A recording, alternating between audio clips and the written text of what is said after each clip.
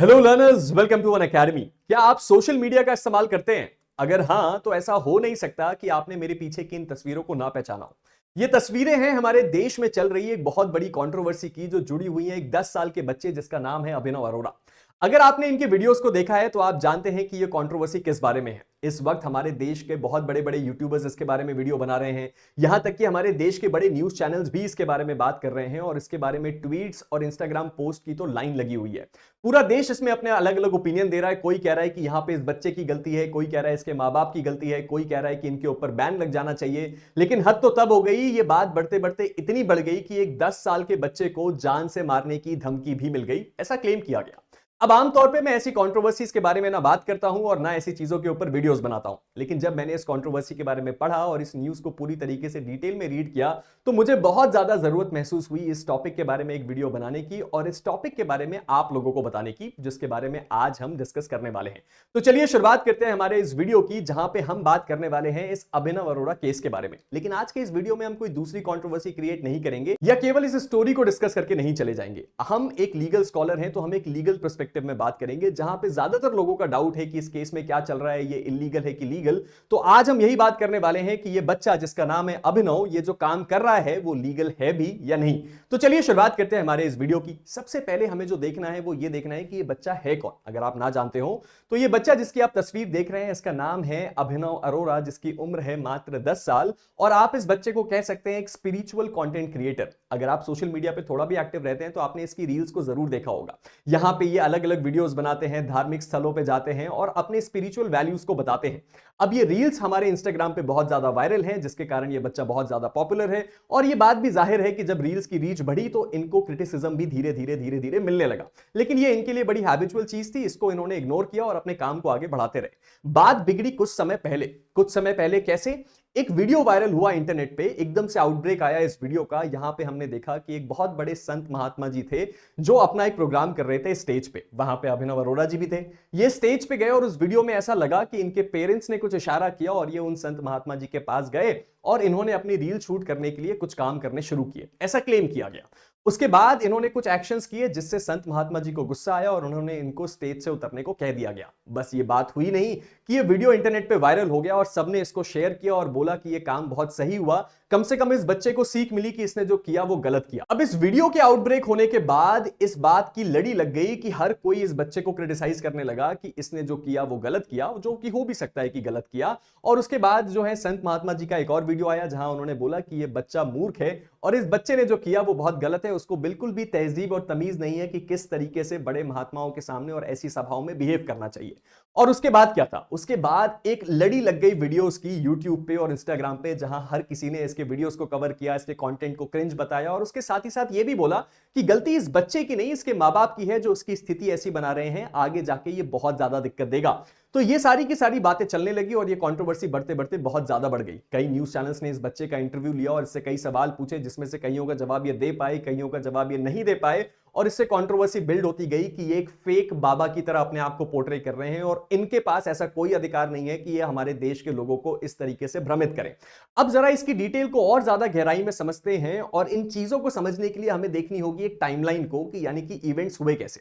सबसे पहले इनके रेगुलर जो इंस्टाग्राम पे रील्स आते थे वो आ रहे थे और उसमें बहुत रीच थी। कईयों को तो मिलियंस ऑफ व्यूज मिल रहे थे और लोग इनको देख रहे थे और अपने अपने कमेंट कर रहे थे। कई बार तो ये भी देखा गया कि इनको कई अलग अलग वेन्यूज में एज अ गेस्ट बुलाया गया, जहां पे ये भक्तों को अपने उपदेश दे रहे थे। उसके बाद ये रील्स तो ऐसे ही चल रही थी। उसके बाद जब वो बाबा जी का इंसिडेंट आया जहां पे इनको स्टेज से उतारा गया, उसके बाद एक यूट्यूब चैनल है ओनली देसी नाम का, उन्होंने एक वीडियो बनाया ब्रेन्स बिहाइंड अभिनव। वहां उन्होंने बताया कि कैसे इनके फादर पहले एक बिजनेस चलाते थे, उसके बाद इन्होंने अभिनव को पोर्ट्रे करना शुरू किया एज अ गुरु। और ये सारी की सारी चीजें उनकी फैमिली वाले इनसे करवा रहे हैं केवल एक ही रीजन से, ताकि वो पैसा कमा पाए। अब ये वीडियो बना और ये वीडियो वायरल हो गया। इसके बाद क्या हुआ सर? इसके बाद और भी बहुत सारे वीडियोस बनते गए, जैसा कि आप यहां देख पा रहे हैं, और ये इंटरनेट में भर गया और एक कंट्रोवर्सी का रूप ले लिया, जहां पे हर कोई इनको ट्रोल कर रहा था और बहुत बुरी तरह ट्रोल कर रहा था। और इनकी फैमिली वालों ने तो ये तक बोला कि इनको धमकियां तक आने लगी। उसके बाद इनका इंटरव्यू लिया एबीपी न्यूज ने, जहां इनसे इन्होंने कुछ स्पिरिचुअल सवाल पूछे, जो कि 3 या 4 सवाल थे, और उन 3-4 सवालों में से ज्यादातर सवालों का ये सही जवाब नहीं दे पाए।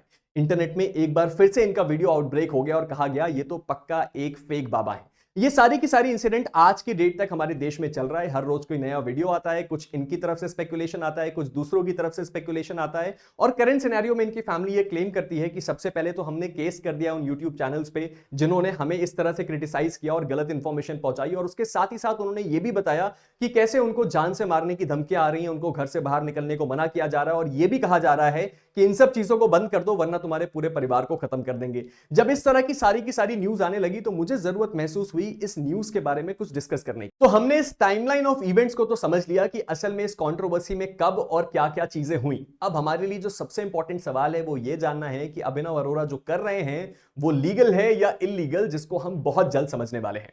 तो अगर हम बात करें इस केस की लीगैलिटी की, तो सबसे ज्यादा लोगों का सवाल यही है कि इसके पेरेंट्स को जेल हो जानी चाहिए, ये जो करवा रहे हैं वो गलत है, या अभिनव अरोरा जो कर रहे हैं वो भी मोरली, एथिकली और लीगली गलत है। तो इन सारी की सारी चीजों को मैंने कुछ क्वेश्चंस ऑफ लॉ में डिवाइड किया, और आज हम इसी बात को डिस्कस करेंगे कि ये काम जो कर रहे हैं और जो आप लोगों का सवाल है वो काम जो असल में ये कर रहे हैं वो लीगल है कि इलीगल, इसका जवाब ढूंढते हैं। सबसे पहला सवाल है रिलीजियस फ्रीडम का, कि क्या अभिनव अरोरा के पास ये अधिकार है कि वो ऐसा काम कर सकता है। तो हमारे कॉन्स्टिट्यूशन का आर्टिकल 25 उनको इस बात का अधिकार देता है कि वो फ्रीली एक्सप्रेस कर सकते हैं अपने रिलीजियस व्यूज को और अपने रिलीजन को प्रैक्टिस कर सकते हैं। हाँ, लेकिन इसके ऊपर एक एक्सेप्शन भी है। वो एक्सेप्शन क्या है? वो एक्सेप्शन है कि वो अपने फॉलोअर्स को मैनिपुलेट नहीं कर सकते, यानी कि अपने फॉलोअर्स को या ऐसे लोगों को जो उनके पास आते हैं या इन जनरल किसी को भी भ्रमित नहीं कर सकते, मैनिपुलेट नहीं कर सकते कि आप इस चीज को फॉलो करिए, इससे आपका फायदा होगा, या अपने फायदे के लिए उनको गुमराह नहीं कर सकते। लेकिन अगर हम अभिनव अरोरा के केस में देखें तो अभी तक कोई भी ऐसा तथ्य सामने नहीं आया है जो ये बात बताए कि वो लोगों को मैनिपुलेट करते हैं। उसके बाद अगले पर्सपेक्टिव को देखते हैं, वो आता है माइनर एज डिवाइन फिगर का। आप में से बहुत सारे लोगों का सवाल है कि एक बच्चा जिसकी उम्र केवल 10 साल है वो कैसे कोई संत, गुरु, महात्मा हो सकता है। अगर हम दो पर्सपेक्टिव से देखें, एक है रिलीजियस और दूसरा है लीगल, तो दोनों इस बात को अलाउ करते हैं। ना हमारा लॉ मना करता है और ना ही हमारा रिलीजन मना करता है कि एक बच्चे को क्या किया जाए, किसी संत या महात्मा के रूप में पोर्ट्रे ना किया जाए, या वो अपने रिलीजन को प्रैक्टिस नहीं कर सकता। हाँ, लेकिन इस सिचुएशन में एक रिस्ट्रिक्शन भी है। वो रिस्ट्रिक्शन लीगल पर्सपेक्टिव में ये है कि उस बच्चे के ऊपर किसी भी प्रकार का कोई साइकोलॉजिकल प्रेशर नहीं आना चाहिए या उसको फोर्सफुली ये काम नहीं करवाना चाहिए। अगर वो अपने मन से कुछ काम ऐसा करना चाहता है और वो लीगल एंगल के तहत सही है तो वो बच्चा वो काम करने के लिए पूरी तरह से फ्री है। चलिए अब देखते हैं हमारे तीसरे लीगल क्वेश्चन को। हमारा तीसरा लीगल क्वेश्चन है एक्सप्लॉइटेशन ऑफ चाइल्ड का, कि क्या बच्चे को एक्सप्लॉइट किया जा रहा है। एक इंटरव्यू में अभिनव अरोरा ने बोला कि वो प्याज लहसुन भी नहीं खाते, और एक पुराना वीडियो उनका आया जिसमें उन्होंने बोला कि वो नॉनवेज भी खाते थे।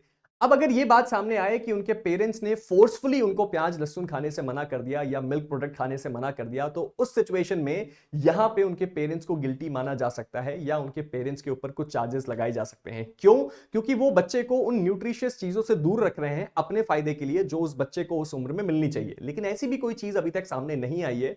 तो अगर एक बच्चा फ्रीली अपने काम को कर रहा है या उसके पेरेंट्स उसके गुडविल के लिए, उसके गुड फेथ के लिए, अपने गुड इंटेंशन के साथ कोई काम उससे करवा रहे हैं, और अगर लीगल पर्सपेक्टिव में देख के ऐसा लगे कि इससे उस बच्चे को कोई नुकसान नहीं है, तो वो काम पूरी तरीके से लीगल है। अगर आगे जाके ये बात सामने आए कि उसके पेरेंट्स उसको स्कूल जाने से रोक रहे हैं ताकि वो इन सब एक्टिविटीज में पार्टिसिपेट कर पाए, तो डेफिनेटली ये एक इलीगल एक्ट माना जाएगा। लेकिन ये चीज भी अभी तक प्रूव नहीं हुई है। और हमारा आखिरी लीगल सवाल जो कि पूरा देश इस कंट्रोवर्सी में अभिनव अरोरा से पूछ रहा है वो ये है कि क्या एक बच्चे को एक अर्निंग सोर्स की तरह इस्तेमाल किया जा सकता है। तो इसका लीगल पर्सपेक्टिव ये कहता है कि अगर एक बच्चा अपने किसी काम से किसी अर्निंग को अर्न कर रहा है या उसकी कोई अर्निंग हो रही है, तो उसके पेरेंट्स के पास ये पूरा अधिकार है कि उसकी अर्निंग्स को मैनेज करे, यानी कि उसके कमाए हुए पैसे को मैनेज करे। लेकिन इसमें एक शर्त ये भी है कि वो बच्चे को इस तरह से इस्तेमाल ना करे कि वो केवल पैसा लाके दे और पेरेंट्स उसको उड़ाएं। इसका काम ये होता है कि उन पैसों को इस तरीके से इस्तेमाल किया जाए जिससे उस बच्चे का ही भला हो पाए। यानी कि अगर अभिनव अरोरा इन चीजों से कुछ पैसे कमा भी रहे हैं तो उसमें भी कोई दिक्कत नहीं है अगर वो पैसे उसके पेरेंट्स उसी बच्चे के ऊपर खर्च कर रहे हैं या उसके वेलफेयर के लिए आगे के लिए रिजर्व कर रहे हैं। तो ये थे कुछ ऐसे लीगल सवाल जिसका जवाब आपको पता होना चाहिए था। और अगर हम सारे के सारे जवाबों को कंक्लूड करें तो हमें यह पता चलेगा कि ये अभिनव अरोरा जो इतने रील्स बना रहे हैं, जो इस वक्त कंट्रोवर्सीज में वायरल हैं, एज सच इन्होंने कोई इलीगल काम तो अभी तक नहीं किया है। हाँ, अगर आप इमोशनल तरीके से देखें या मोरल तरीके से देखें तो कुछ सवाल पेरेंट्स पे उठाए जा सकते हैं कि भाई आप इस समय इतना ज्यादा इसको इस डायरेक्शन में भेज रहे हैं, कहीं ऐसा तो नहीं कि इससे इनकी पढ़ाई कॉम्प्रोमाइज हो रही है। लेकिन अगर अभिनव अरोरा ये चीजें अपने मन से कर रहे हैं और ये सारी की सारी चीजें लीगल बाउंडेशंस के अंदर कर रहे हैं तो इस चीज को करने में कोई गलत नहीं है। हमें इस चीज का जरूर ध्यान रखना चाहिए। ऐसे बहुत सारे कंटेंट क्रिएटर्स हैं जो इसके पेरेंट्स को ये हिदायत दे रहे हैं कि ये बच्चा जब बड़ा होगा तो उनको दोष देगा कि उन्होंने इसके करियर को और इसकी लाइफ को खराब कर दिया। लेकिन हमें भी इस बात का ध्यान रखना चाहिए कि हम जब इस बच्चे की कंट्रोवर्सी को कवर करें या इसके ऊपर वीडियो बनाएं तो हमें भी ऐसी चीजों को नहीं बोलना चाहिए, ऐसी चीजें नहीं कहनी चाहिए जो इस बच्चे के चाइल्डहुड को स्पॉइल कर दे। और हम में से बहुत सारे लोग ऐसी चीजें कर रहे हैं, जैसे कि इस बच्चे को गालियां देना या इस बच्चे के ऊपर फनी ट्रोलिंग वीडियोस बनाना। ये चीज गलत है। हमें बस इस बात का ध्यान रखना है कि अगर कोई इलीगल चीज होगी तो हमारे पास पूरा अधिकार है उस चीज को रिपोर्ट करने का, लेकिन अगर कुछ इलीगल नहीं हुआ है तो हम मोरली और एथिकली बहुत गलत काम कर रहे हैं, किसी को इस तरह से ट्रोल करना और इस लेवल पे उस ट्रोलिंग को ले जाना कि उसको जान से मारने की धमकी मिले। यह था हमारा वीडियो जिसमें हमने कवर किया इस अभिनव अरोड़ा कंट्रोवर्सी को और समझा कि इस केस में एक्चुअल में हुआ क्या। इससे पहले हम अपने इस वीडियो को एंड करें, आप सभी जुडिशियल एस्पिरेंट्स के लिए मेरे पास है एक गुड न्यूज। अब आप हमारी अचीवर्स बैच को ज्वाइन करके अपने सिविल जज बनने के सपने को पूरा कर सकते हैं। ये एक 15 महीने की कॉम्प्रिहेंसिव जुडिशरी बैच है जहां हम आपके एक ऑल स्टेट जुडिशरी एग्जाम की प्रिपरेशन करवाएंगे और उसके साथ ही साथ आपको इतना मजबूत बनाएंगे कि आप अपने अपकमिंग जुडिशरी एग्जाम को फ्लाइंग कलर्स के साथ पास करें। अगर ये वीडियो अच्छा लगा तो हमारे चैनल को सब्सक्राइब और हमारे वीडियो को लाइक जरूर कीजिएगा। मिलते हैं एक नए वीडियो के साथ, तब तक के लिए stay motivated and keep learning. Thank you.